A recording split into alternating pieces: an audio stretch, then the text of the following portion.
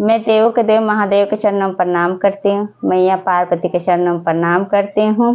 कार्तिक गणेश दोनों भैया के चरणों में प्रणाम करती हूँ। सभी देवी दुर्गा के चरणों में प्रणाम करती हूँ।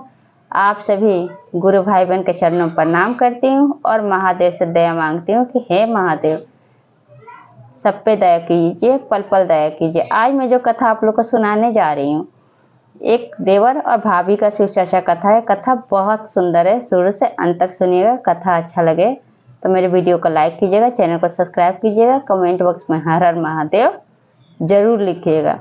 चलिए ज़्यादा बात नहीं करते हुए कथा शुरू करती हूँ। एक दिन की बात है, एक गांव में दो भाई रहते थे और एक उनकी भाभी थी। माँ बाप बचपन में ही गुजर गए थे। तो जब तक भाई था तब तक तो भाभी जो थी छोटे देवर का ध्यान रखती थी, क्योंकि छोटा देवर जो था कान से बहरा था। और जब देखती है कि जब बड़ा भाई काम करने के लिए वो चला जाता है शहर, तो क्या करती है कि बहुत उसको दुख देने लगती है। देवर को खाना नहीं देती है, पानी नहीं देती है, उसका कपड़ा धुला नहीं देती है, बहुत उसको परेशान करती है। फिर भी देवर सहता रहता है। वो बहरा रहता है तो सुनता भी नहीं है, गाली भी देती है तो नहीं सुन पाता है। फिर एक दिन की बात है कि मौका पाके भाभी अपने ही देवर को जब देखती है कि उसका पति शहर चला गया है, अब इतना जल्दी तो आएगा नहीं, तो मार के अपने देवर को घर से बाहर निकाल देती है। जब घर से बाहर निकल जाता है तो बहरा देवर कहाँ जाए। फिर जाते जाते चलते चलते कुछ दूर पहुँचता है। उसको रास्ते में एक शिव मंदिर मिलता है। शिव मंदिर में शंकर भगवान का मूर्ति रहता है, मैया पार्वती रहती हैं, नंदी जी रहते हैं, गणेश भगवान, कार्तिक भगवान, समस्त परिवार उस मंदिर में रहते हैं। वहाँ पे पंडित जी रहते हैं जो पूजा पाठ करते हैं। अब जो बहरा देवर था अब वहीं पे रहने लगता है। पूछते हैं पंडित जी कि तुम कौन हो। वो सब हाल बताता है इस पंडित जी से। पंडित जी ऐसी ऐसी बात है, बचपन में माँ बाप गुजर गए, एक मेरी भाभी थी, भैया जब तक थे भाभी ने माँ के जैसा ध्यान रखा, और जिस दिन भैया शहर चले गए भाभी ने लात मार के निकाल के बाहर फेंक दिया। मैंने तो अपनी भाभी को सिर्फ माँ की नज़र से ही देखा, क्योंकि बड़ी भाभी जो होती है माँ की समान होती है। इस तरह से वो बोल दिया। अब आंखों में आंसू आने की वजह से देवर के क्या किए, पंडित जी कहे कि तुम रो मत, तुम मेरे साथ ही रहना, मैं शिव मंदिर में पूजा करता हूँ, तुम भी करना और तुम मेरे घर पे रहना। तो जो लड़का था तो रहने लगता है पंडित जी के साथ। फिर एक दिन उस लड़के को कुछ मंदिर का सामान लेने के लिए पंडित जी भेजते हैं पैसा देकर। जब जाता है सामान लेने तो क्या देखता है कि उसी नगर के एक राजा तलवार लेके जा रहे थे म्यान में शिकार खेलने के लिए। जब शिकार खेलने के लिए जाते हैं तो क्या होता है कि उनका जो म्यान में लगा हुआ तलवार होता है वो गिर जाता है वहीं पे। शिकार खेल के जब लौटते हैं तो गिर जाता है। संजोग से वो जो बहरा आदमी था उसी समय सामान लेने जाता है, मंदिर का कोई सामान कम पड़ जाता है, पंडित जी भेजते हैं तो जाता है। अब वो देखता है कि राजा साहब का तो ये तलवार गिर गया। अब वो पीछे पीछे दौड़ता है, राजा साहब घोड़े पे सवार। अब वो सुनते ही नहीं हैं। अब वो जो बहरा आदमी जो बहरा होता है गुरु भाई बहन, वो तेज तेज चिल्लाता है, तेज बोलता भी है, आप लोग देखे होंगे। तो ऐसे वो तेज तेज खूब चिल्लाता है राजा साहब, लेकिन राजा साहब नहीं सुनते हैं। आगे आगे राजा साहब, पीछे पीछे वो बहरा आदमी। चिल्लाते उस राजा के महल तक पहुंच जाता है। जब पहुंच जाता है तब राजा साहब जब घोड़े से उतरते हैं तो देखते हैं मेरे पीछे एक आदमी चिल्लाते हुए आ रहा है। जब देखते हैं तो पूछते हैं कि तुम कौन हो।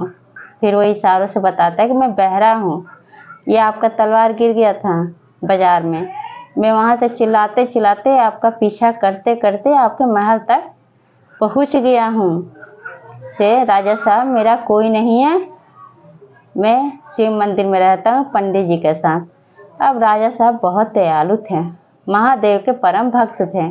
वो क्या करते हैं, उस बहरे आदमी को कहते हैं कि बताओ कितना सच्चा आदमी है। वो भी संजोग से महादेव का भक्त था। सोचते हैं कितना अच्छा आदमी, कितना दयालु है। आजकल लोग ऐसे होते हैं कि कोई भी सामान राजा का गिर जाता है तो सोचते हैं कब उठा के उसको बेच दूं, लेकिन वो बेचता नहीं, वो राजा के हाथ में सौंप देता है। अब ये सब उसकी ईमानदारी देख के राजा साहब को बहुत अच्छा लगता है और उस बहरे आदमी को अपने राजमहल में रख लेते हैं। जब राजमहल में रख लेते हैं तो वो जो भी काम उसको देते हैं तो ईमानदारी से करता है। ईमानदारी से जब करने लगता है तो उसको राजमंत्री घोषित कर देते हैं राजा साहब। उनको विश्वास हो जाता है कि बहरा आदमी बहुत काम का है, वो ईमानदार भी है, चोर नहीं है। अगर चोर होता मेरा तलवार लेके भाग जाता। तो इसलिए विश्वास हो गया था राजा साहब को। अब बहरा आदमी तो ऐशो आराम से महल में रहने लगा। अब क्या हुआ गुरु भाई बहन, जब उसका भाई शहर से लौटता है तो अपनी पत्नी से पूछता है कि मेरा भाई कहाँ है, बहरा भाई को तुमने क्या किया, कहाँ गया। तो उसकी भाभी झूठ बोलती है कि आपका भाई पता नहीं कहाँ भाग गया है, कोई लड़की के साथ भाग गया है। एक तो वो तो बहरा था ही, कोई लड़की से चक्कर चलने लगा था, वो घर छोड़ के भाग गया है। इसके भाई को विश्वास हो जाता है। वो अपनी पत्नी के जो भी वो बोलती है सुन के उसको विश्वास होता है। फिर एक दिन की बात है कि वो उसको ध्यान देता है कि चलो क्या पता मेरी पत्नी झूठ भी बोल रही होगी, एक बार खोजता हूँ मैं, क्योंकि माँ बाप नहीं है तो मैं ही उसका माँ बाप हूँ। क्योंकि गुरु भाई बहन, बड़ा भाई बड़ी भाभी माँ बाप के जगह पे होते हैं तो उनका मान सम्मान जरूर करना चाहिए। बड़ा भाई फिर भी विश्वास नहीं करते अपनी पत्नी पे और निकल पड़ते हैं दोनों पति पत्नी खोजने के लिए कि आखिर मेरा भाई है कहाँ, कौन से जगह पे चला गया, जिंदा है कि मर गया। चलते चलते चलते चलते उसी नगर में पहुँचता है और सबसे पूछने लगता है भाई कि मेरा एक भाई है जो बहरा है, क्या आप लोग जानते हैं, क्या आप लोग जानते हैं। उसी राजा साहब का एक सैनिक कहता है कि हाँ, राजा साहब के महल में एक आदमी है जो बहरा है, जिसको सुनाई नहीं देता, लेकिन बहुत ईमानदार और बहुत अच्छा आदमी है। राजा साहब उसको अपने महल में राजमंत्री के नाम से घोषित किए, वो राजमंत्री हैं महल का। फिर भैया और भाभी दोनों जाते हैं। अब भाभी के आँख तो फटी की फटी रह जाती है। वो तो सोच रही थी बहरा है ही, कहीं मरा जाएगा, हमारा टेंशन ख़त्म हो जाएगा। जब भाई देखता है तो देख अपने भाई को गले से लगा लेता है और लगाता है तो उसका पूछता है कि आप थी भैया तुम यहाँ क्या कर रहे हो।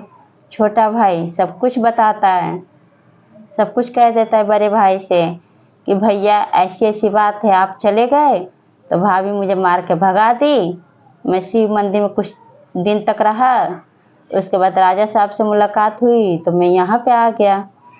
उसके बाद राजा साहब पूछते हैं कि दोनों कौन हैं।